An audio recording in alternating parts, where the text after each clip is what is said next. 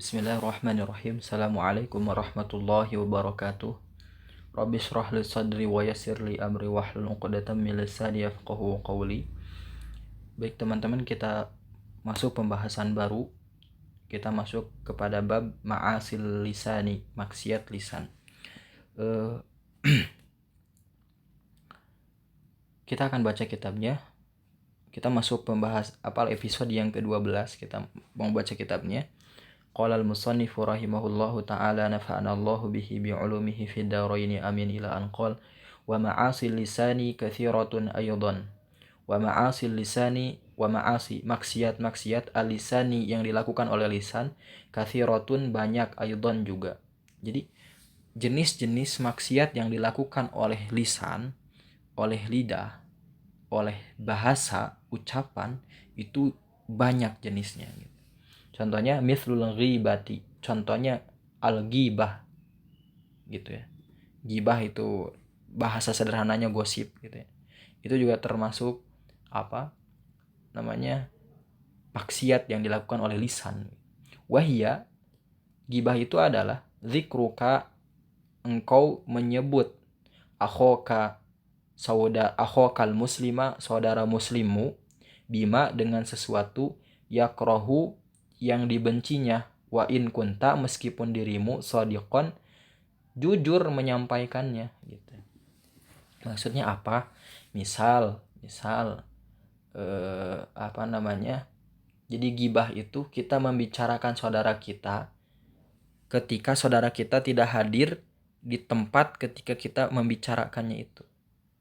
Gibah tuh goib kan? Goib itu tidak hadir di tempat. Misalkan lagi di mana begitu. Nah, kita ngomongin, si A misalkan baru cerai gitu. Nah, itu memang benar cerai, cuma dia ngomongin saudaranya. Saudaranya nggak ada di situ. Gitu. Nah, itu juga kan yukrohu, dibenci. Tidak diinginkan berita itu tersebarkan oleh yang bersangkutan. Gitu. Nah, ini kalau dalam bahasa gaulnya rumpi begitu. Nah, itu. Biasanya perempuan tuh gitu, gatal kalau nggak gibah itu kan, gibah mod itu. Biasanya gitu kan, ketemuan, gimana, kemana si Pulana gitu, si A kemana, nggak tahu tuh, oh pasti dia mah begini, soalnya dia mah begini, wah itu dah. Itu perempuan tuh rata-rata gibah gitu. Dan laki-laki sekarang juga mulutnya ember begitu, beleberan juga. Nah itu ya. Wan namimati, dan namimah, adu domba. Jadi ya adu domba itu ke si A berbicara A, ke si B berbicara B, terus diadukan begitu, dibuat konflik antara A dengan B gitu kan. Nah itu biasanya kayak acara ya acara-acara TV gitu ya, yang membuat orang lain berantem gitu, acara-acara gosip, rumpi dan sebagainya itu begitu. Itu juga termasuk maksiat lidah. Makanya saya sering bilang negara Indonesia nggak bakal maju kalau acara televisinya begitu.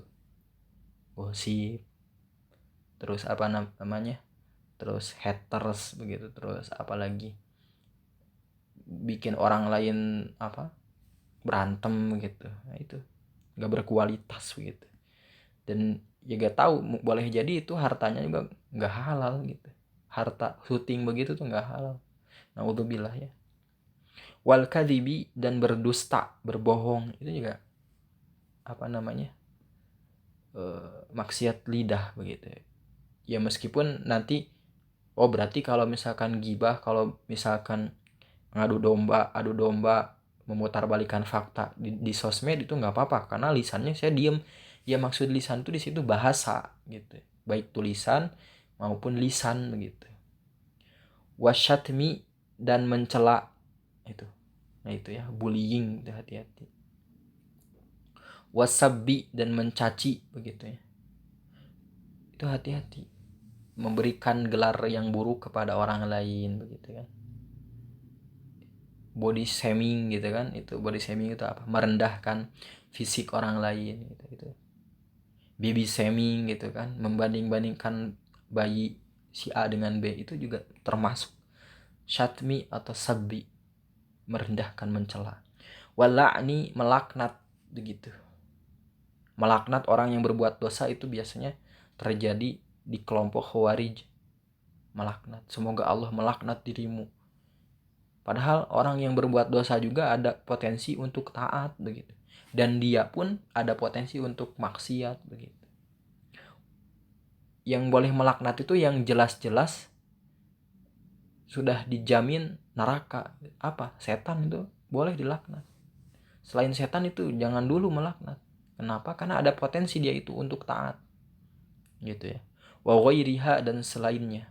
Ya, banyak. Menyanyi misalkan, itu menyanyi juga dalam kitab-kitab tazkiyatun nafs sebagian itu dimasukkan maksiat lidah. Apalagi menyanyinya liriknya yang sensual, liriknya yang cabul, liriknya yang penuh provokasi gitu, yang gak bermanfaat gitu kan. Itu juga termasuk kepada maksiat lidah, begitu ya. Makanya lidah itu tidak bertulang, tapi lidah itu mampu menghancurkan tulang belulang, begitu. Maksudnya apa? Memang lidah gak bertulang kan, fleksibel gitu. Tapi dari dibalik kefleksibelan lidah itu mampu menghancurkan suatu negeri. Ya. Seorang presiden atau pemimpin militer yang temperamental, yang kolonialisme, yang penjajah, itu bisa mengatakan perang, ya udah terjadi perang, negara hancur. Kayak Israel misalkan, dia melakukan agresi militer, itu kan dilakukan oleh lidah perintah itu. Akhirnya apa? Daerah Palestina mengecil dan sebagainya. Nah itu ya, makanya kata kakek saya begini, ini bahasa Sunda saya terjemahkan ya, ini Sundanya dulu baru terjemahkan. Ciduh mah moal bisa ditarik, sakumaha maneh pinter oge. Meskipun ku maneh ditarik, angger naon loba na ciduh moal sarua jeung lobana ku maneh pas ditarik. Jadi bahasa Indonesianya, bahasa itu ketika sudah keluar gak bisa ditarik. Dan ketika kita tarik pun pasti berbekas. Misalkan ludah ketika kita keluarkan, pluk ke tanah, itu gak bisa kita ditarik. Kita tarik lagi, sedot lagi. Jarang orang yang mau nyedot ludah yang sudah ke tanah. Ketika kita memaksakan disedot juga, pasti ada bekas yang sudah menyerap di tanah. Gak bakalan utuh, pasti bakal 70% gitu ketarik lagi. Nah begitupun dengan bahasa kita. Ketika kita berbicara kepada orang lain, bahasa yang tidak mengenakan hati orang lain, memang kita bisa tarik dengan cara meminta maaf. Tapi bekasnya pasti ada itu. Hati-hati, bekasnya pasti ada. Bahkan ketika orang yang dizolimi itu bertemu dengan orang yang menzoliminya, dia pasti ingat, aduh, meskipun sudah memaafkan, aduh, dulu tuh saya pernah dihinakan, gini, kata-katanya terngiang lagi. Itu yang repotnya itu ya. Makanya hati-hati menjaga lisan. Bahkan tempat dimana ketika seseorang yang dizolimi itu ya dihinakan, itu orang korbannya itu nggak mau duduk di tempat itu lagi. Saya punya temen dan itu disakiti sama orang lain, dia kalau misalkan lihat tempat itu trauma, padahal tempatnya enak, tempat makan restoran enak, dia pasti raut wajahnya berubah ketika melewati restoran itu. Kenapa? Karena pernah ada orang yang menyakitinya, merendahkannya di situ, di muka umum. Nah itu hati-hati ya. Ketika kita berbicara itu hati-hati. Nah itu ya sudah laknat tadi dan sebagainya. Allahu a'lam bishawab.